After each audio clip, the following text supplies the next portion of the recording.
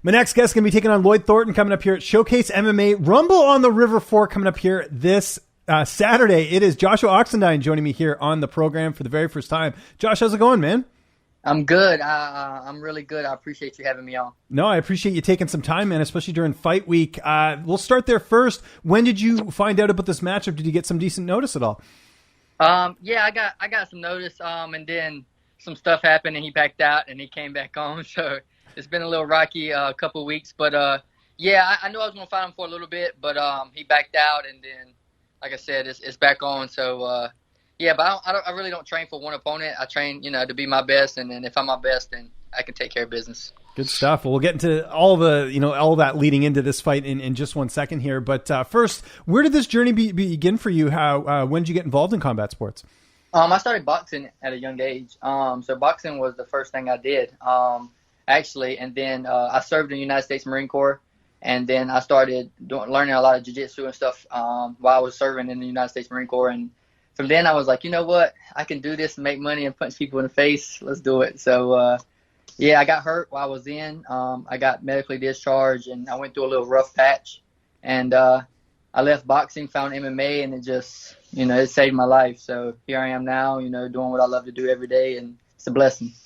Interesting there, you mentioned the military background. How much do you feel like that structure has helped you in your MMA career? Because obviously you got to be very disciplined to do this as a career and to be able to fight. Yeah, very disciplined. Yeah, it's this sport is, you have to be very disciplined, especially in weight cut and training, not taking days off, preparing your food, just different stuff mentally, more mentally than physically. So just being, well-rounded and disciplined like that by, military, it helps out a lot. It really does. When did you become an MMA fan? Like you talked about training in the military. Were you a fan then, or did that come after? Like when did MMA get on your radar in terms of watching? Yeah.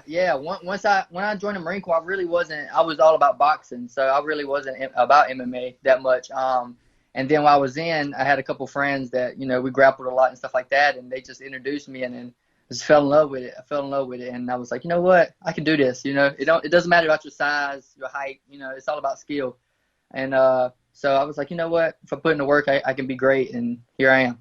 Did you have any favorite fighters when you first started watching? Like fighters you would make a point of catching their fights, or someone that you sort of maybe not be influenced by is the right word, but just someone that really you gravitated towards?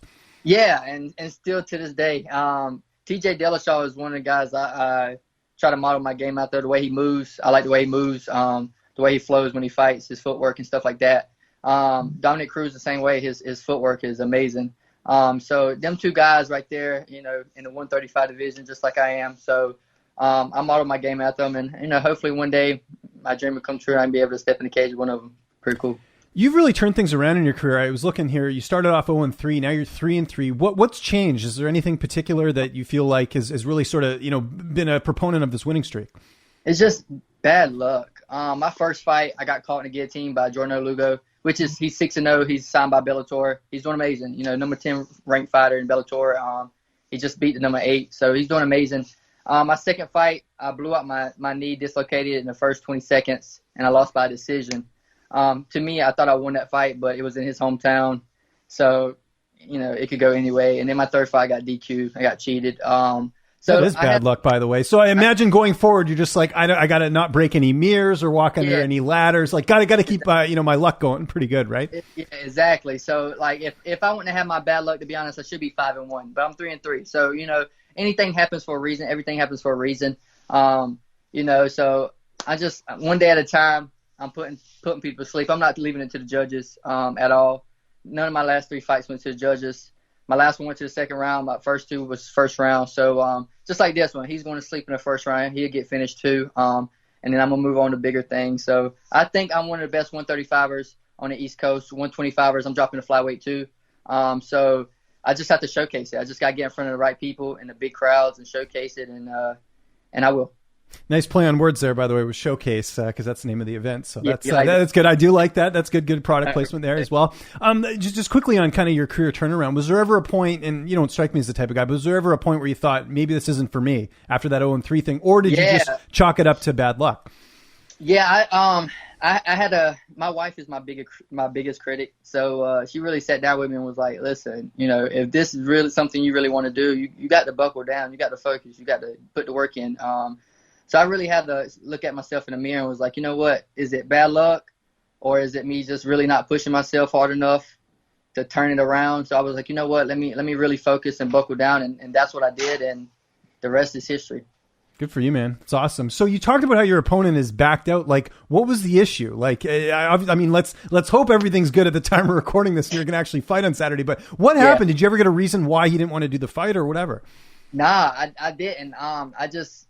I just heard that, you know, from the promoter that some things wasn't going on. And then he already signed the contract, so he had to, you know, go forth with it. But we have him. We have an alternate just in case. Oh, really? Okay. Yeah, just in case. So hopefully he shows up and be a man of his word, and you know we can throw hands a little bit, and if so, that's great. If not, then hopefully we have someone to back up. That's good. You figured that out, that you have a backup, obviously. Cause, you want to be able to fight. I make sure of it. I sell a lot of tickets. I got a big fan base with the Lumbee tribe. I'm Native American, so with awesome. Okay, cool. Yeah, so we have a big tribe. I have a lot of support. So I bring a lot of people. When I come, I roll deep, real deep. So, I don't want to disappoint my fans. So it'd be nice to be able to throw hands. Well, I don't know if you know this, and I don't know if this plays a role in him like not taking the fight, but this guy's like not on the grid whatsoever. Like I tried to get it because I'm interviewing all the fighters for this card. The guy has like no Instagram. I think his Facebook's like, you know, not like. Did you know that this guy's like not easy to find? He's kind of like a nomad or something, or he's like out doing his own thing. I don't know. Yeah, I don't know. I really can't find too much on him either. Like I've seen a couple of his videos from back in the day on YouTube. And his last fight, one of his last fights I've seen. But other than that, I can't find nothing on the guy. Like he's in the shadows, which is fine. You know, some people like to be like that. I'm a brand. I showcase myself as a brand, so I like to put my stuff out there. But he's a tough dude. Bit of an enigma there. Yeah, it's a little bit odd. Training camp. Where are you training right now? Who are some of your main training partners as far as preparation for this fight? So I train at Automotions, Jiu-Jitsu. And Indian Trail, North Carolina. I live in Monroe, right outside Charlotte. And I train with a lot of people that's not professionals, which is it's crazy. All good. I love hearing the names because these are the future, right? I mean, these are people that could be household names, right? Exactly. So Joseph, he's the cousins of the Pettis brothers. Mm-hmm. So he trains up there with them sometimes and come down. I have just amazing group of guys and even girls out of my gym that's is training with us. So I got a guy named Cruz that we train. We call him the OG of the family. He's been doing it for a long time. Just really never got into the fighting. But and then I have I got Nolan, Owen. I got so many different guys. My coach Aaron. So Coach Mike. So I just got a lot of people that I train with that really people don't know, but they're the future. So it's pretty cool. So there are a lot of young guys. I train with a lot of young guys. So. A lot of up and comers, which is great. A lot of hungry guys too. They're not going to be a lot of egos in there, right? Just guys trying to work towards the same goal, which is great. 1% better every day. 1% better every day. That's our motto. And every day we train, we get better, and soon somebody's going to notice us. Now, as far as the weight cut, it's bantamweight, right? 125 is where you want to go at some point. I know you fought at 125 as well, but this is 135 for this fight. So probably better weight cut, I would assume. Yes, sir. Yes, sir. I don't really have to cut too much weight. I just eat right. My wife is over all my nutrition and how I eat. So she's a woman in the kitchen, so she helps me. So I just eat right, clean up my diet, and I make 135 pretty easy. I don't need a sauna and really sweat too much. I sweat in training. I go hard in training, so I don't use a sauna. So it makes it pretty easy. How's this fight playing out on Saturday? I'm putting them to sleep early. I don't see it going too far. Just like my last three guys, I'm gonna put them away pretty quick and move on to bigger and better things. I want a belt for Showcase, and then after that, hopefully, somebody look at me. I can get a big fight with someone that has a little name to himself, just to show where I'm at in the Southeast. Everybody overlooks me because my record, so I'm 3-3. So it's like, oh, he's average, but my record don't showcase my skills. So I'm gonna show that Saturday, finish them quick, move on to the next, and then bigger things coming. Yeah, and like you said, just keeping active. I'm sure short-term goals for this year: get a couple more fights in, get noticed by whether it's Bellator or one of these other promotions, Dana White Contender Series. Like just keep kind of piling on those wins, and then sort of just be ready for anything, right, so to speak. Yes, sir. Yeah, we stay ready, so we don't have to get ready. So I'm always training. I'm always ready. I always eat healthy, so I can 2-week notice, 3-week notice. That's nothing for me because I'm always ready. So yeah, just keep winning. Just keep winning. That's the motto. Keep winning, and hopefully someone will see me and I can put on a show. Okay, before we go, just because you mentioned you're a boxing guy, you started in boxing. Same night as you, there's a boxing fight going on in Georgia. They got the Ben Askren and Jake Paul fight. Just your thoughts on that, and how do you think that fight plays out? Because I don't even really know. It's crazy, right? Yeah, I don't. Ben is not a boxer. He's a grappler. Everybody knows that. And then you got a YouTube star. I don't know. I think it's a joke, to be honest. It's all about money. It is. But I would love to see the MMA guy come out and put him to sleep. That would be nice.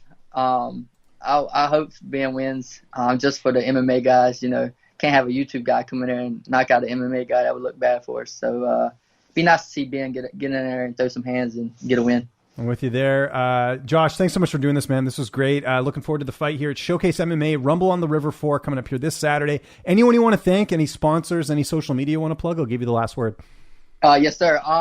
First, I want to thank, my Lord and Savior, Jesus Christ, always and forever. My family, my coach, Coach Aaron King, all my training partners, and everybody at Art of Motion. But my sponsors, Will, my strength and conditioning coach at No Limits, Mr. Matt, he's my chiropractor. I got Mr. Richard, my tattoo artist for all my stuff, and then Mr. Brian. I got so many. Mr. Dave, he's my Here's the good news too. If you forget anything, you always post that stuff on social media, so people go to your social media, they'll see it there, and then you won't forget, and then everyone's happy, right?